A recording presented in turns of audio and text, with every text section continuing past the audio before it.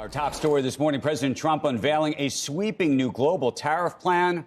Total levies on China will reach, you ready for this, 54% starting on April 9th. Joining us right now, Counsel on Foreign Relations President Michael Froman. He served as U.S. Trade Representative in the Obama administration. We talked off camera just about how trade was not always that interesting. People didn't always want to book you so quickly, but we're sort of in the midst of it now.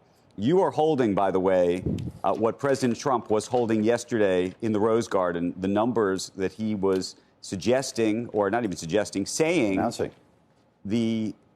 all these other countries have in terms of tariffs against us. Let's just start with the math. Is that piece of paper accurate to you, given what you know? So the assessment of what other countries' obstacles are to our trade is very difficult to figure out. Right. Because it's not just tariffs. It's an estimate of what they say is currency manipulation, which is very rare, actually, and non-tariff barriers, which are hard to put a number on.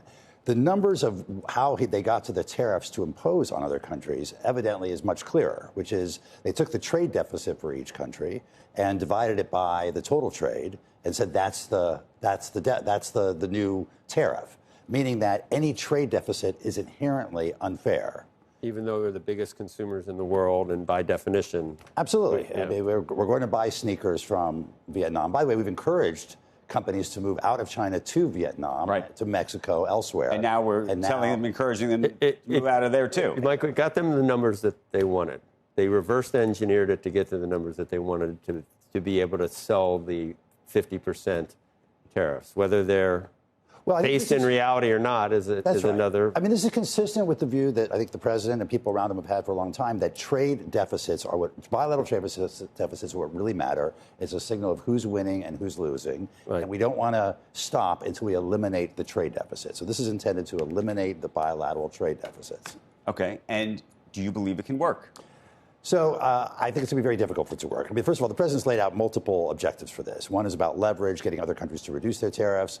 One is about revenue. We've heard $6 trillion of revenue to pay for the tax cuts. And the third, of course, probably the most important, is the reindustrialization of the U.S. and driving companies to invest here. Right. First of all, you can't have it all ways. You can't raise $6 trillion of revenue and reindustrialize America, because the revenue is going to come if the imports keep on coming in, meaning you're not reindustrializing. That's what I was talking about about half an hour ago. Exactly. Yes. So, and if it's a negotiation, that goes away, I think too. the revenue is probably the least important part of this. It really is, I think, an effort by the president to transform the U.S. economy into a more manufacturing-based economy. Which suggests that these tariffs aren't going anywhere. No, that's right. First of all, tariffs, once they're put on, are very difficult to take off because constituencies get used to them. They use a political support for them, and any movement backwards is seen as weakness. We saw that when the Biden administration reviewed the Trump tariffs on China, but never that's interesting. them. Like the UAW likes this. Other voting blocs like this. Exactly. What if and you're taking something away from them? What if the trading partner folds?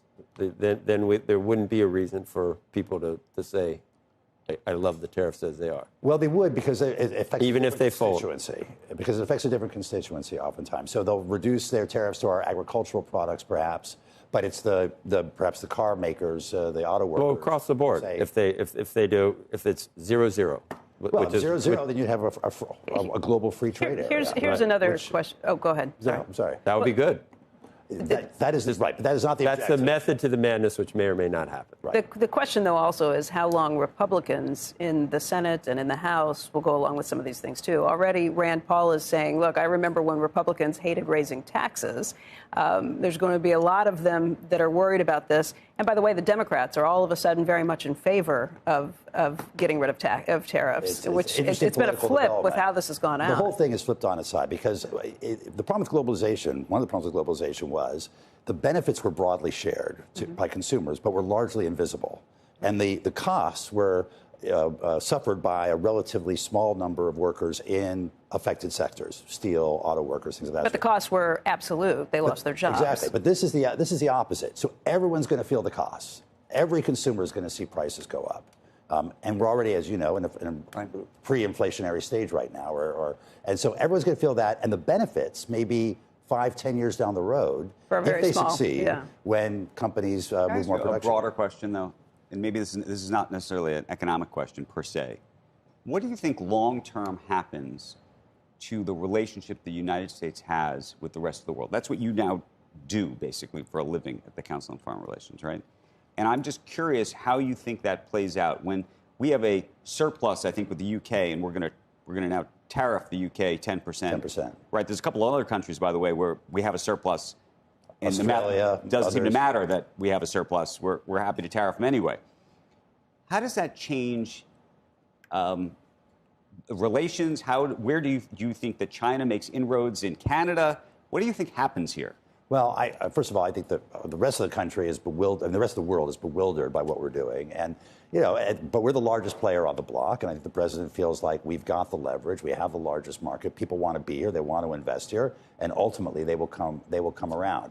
I think other countries, as they're doing on the defense side, are going to begin to hedge their bets. And you do see an opening for China, an opening for others, as we withdraw our leadership of the international trade system. Do you worry about? Is that something to worry about, or you just say that's not something? No, I worry about it because I'd much rather the U.S. write the rules of the road for the international trading system than he would say that we've been trying to write the rules and we haven't managed to fully.